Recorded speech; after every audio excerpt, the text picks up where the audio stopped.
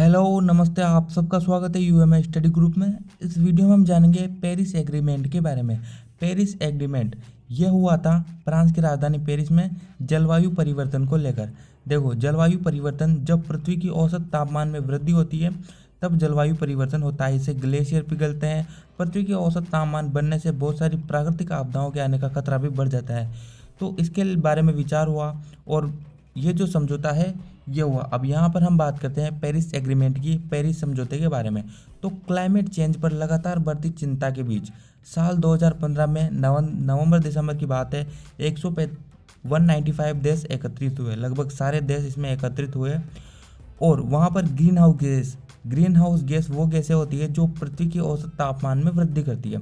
तो इनको कम करने के मकसद से ग्लोबल समझौता हुआ, मतलब सभी देशों का समझौता हुआ और पेरिस समझौते के नाम से इसे जाना जाता है। जैसा कि मैंने आपको बताया, ये जो समझौता फ्रांस की राजधानी पेरिस में हुआ था, इसे नाम दिया गया पेरिस समझौता, पेरिस एग्रीमेंट।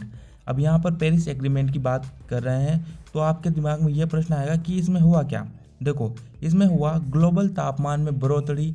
जो बढ़ रहा है ग्लोबल तापमान 2 डिग्री सेल्सियस के भीतर सीमित रहे, मतलब इससे ज़्यादा तापमान में वृद्धि नहीं होनी चाहिए।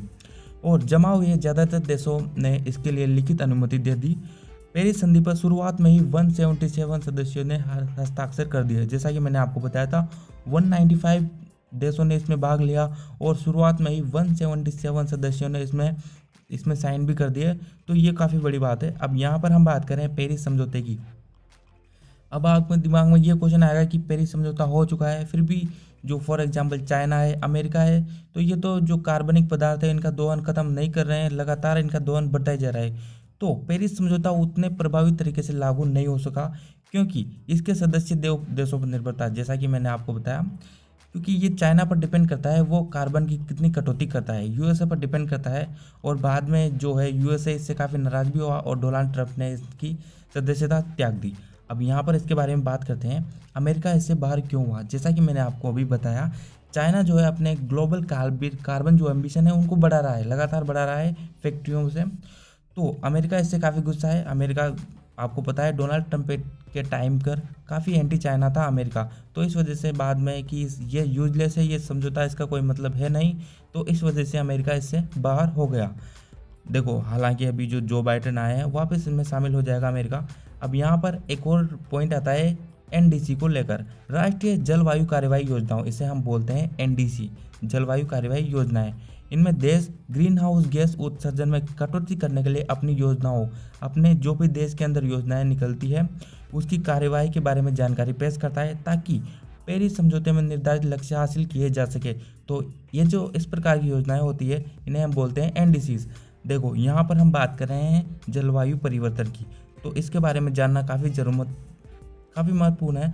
बढ़ते समुद्री जल स्तर को लेकर, जैसा कि मैंने आपको बताया, ग्लेशियर पिघलेंगे तो उससे समुद्री जल का स्तर बढ़ेगा। बहुत सारे द्वीप है वो आने वाले समय में विलुप्त भी हो सकते हैं।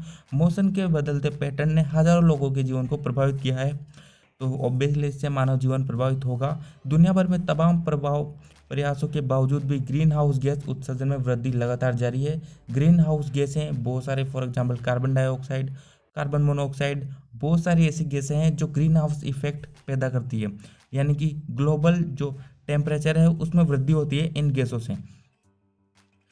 तो ये जो गैसें हैं इनका जितनी कमी हो इनमें, ये काफ़ी महत्वपूर्ण है। तो इसमें कमी करना इस वजह से हुआ, जलवायु परिवर्तन को कम करना काफ़ी महत्वपूर्ण है। तो अब मैं उम्मीद करूँगा आपको सारी चीज़ें समझ में आ गई होगी। थोड़ी बहुत फ्लो में थोड़ी बहुत गलती हो जाती है। तो मैं उम्मीद करूँ आपको ये वीडियो पसंद आया होगा। इस वीडियो को लाइक और चैनल को सब्सक्राइब अवश्य कर देना। मैं आपको अगले वीडियो में मिलूँगा। जय हिंद।